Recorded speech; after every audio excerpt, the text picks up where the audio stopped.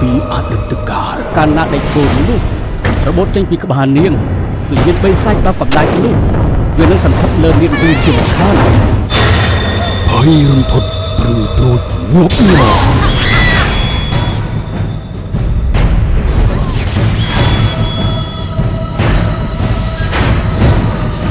បើគ្នាឲ្យយើងចូលផ្ទះផង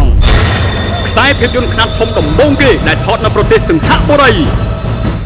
ខ្ញុំសប្បាយចិត្តណាស់ដែលនាងជួយអភិរក្សភាសាខ្មែរទីនេះគឺជានិមិត្តរូបរបស់ប្រទេសសិង្ហបុរីពេលរៀនចប់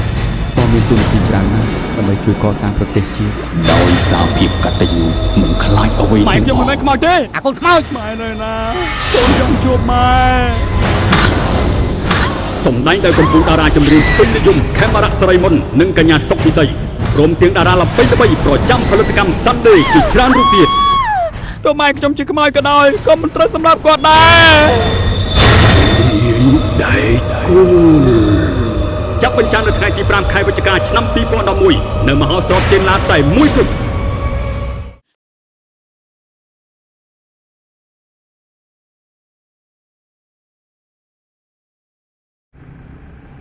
ខ្ញុំយល់ថាពួកយើងគួរតែបែកគ្នាហើយ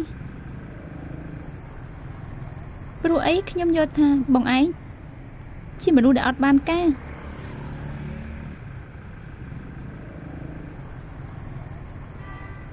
មើលអី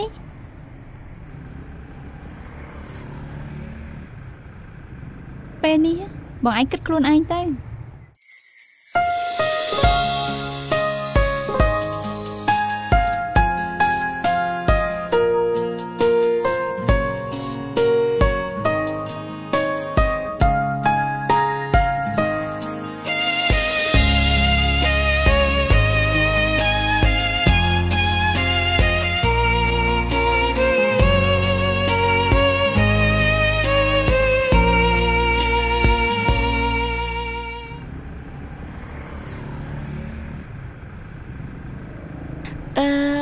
អត់ទៅលោកហាងខ្ញុំចិត្តបិទទ្វារឲ្យខ្ញុំសុំគិតលុយបានទេ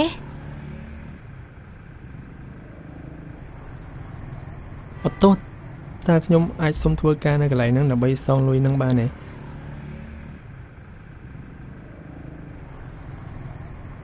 ចា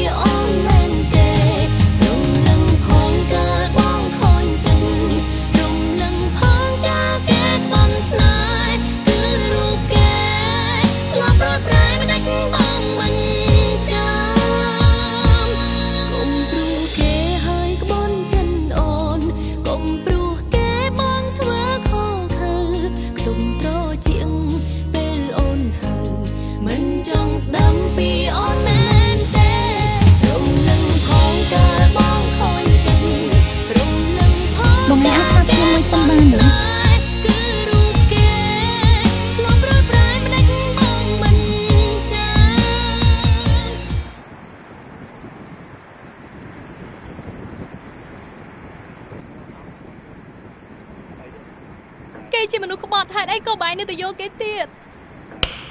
ប្រទេសផ្ដាស់ឋានៈនាងត្រឹមតែជាអ្នកបម្រើក៏មកប្រជែងជាមួយយើងឲ្យសោះ